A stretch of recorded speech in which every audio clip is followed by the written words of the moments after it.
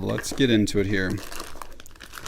So it looks like we have the bipod itself and then a manual. Quickly show you this manual. Looks like there are some nice illustrations. And let's quickly get this bipod out of this bag, kind of look things over here.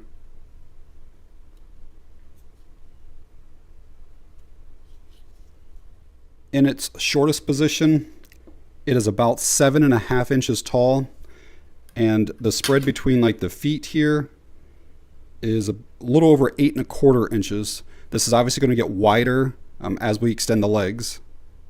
In the highest position, we're at about 10.6 inches, and it's actually about the same. It's a little over 10.5 inches on the gap between the legs. We are looking at a total weight of 11.3 ounces. So just kind of looking over this bipod, up here is obviously going to be our sling stud attachment, and then around here they have like this silicone, like rubbery type pads so that it won't scratch your underside of your rifle or anything when you mount it. This part here is some type of polymer. This feels like it's a polymer. The adjustment dial to attach it feels like a polymer. This here is definitely some type of metal.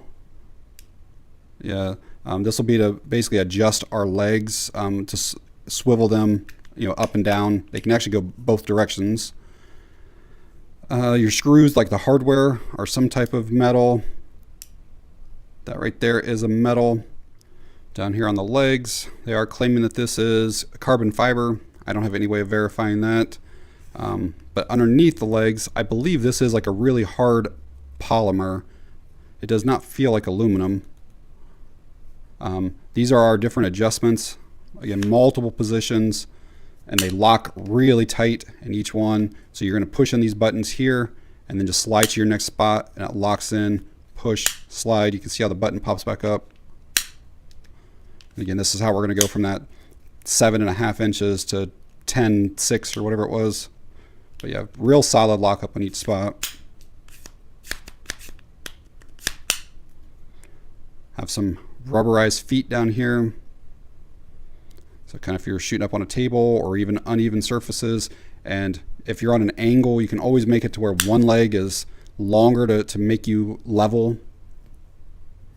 Another nice little feature on this is, let's say on your rifle right now, you're actually using your stud for a sling, but you kind of want to put a bipod on there as well. Well, they kind of thought of that. And so you can mount this to your rifle, and then you still get your sling stud right there to still be able to run a sling on it.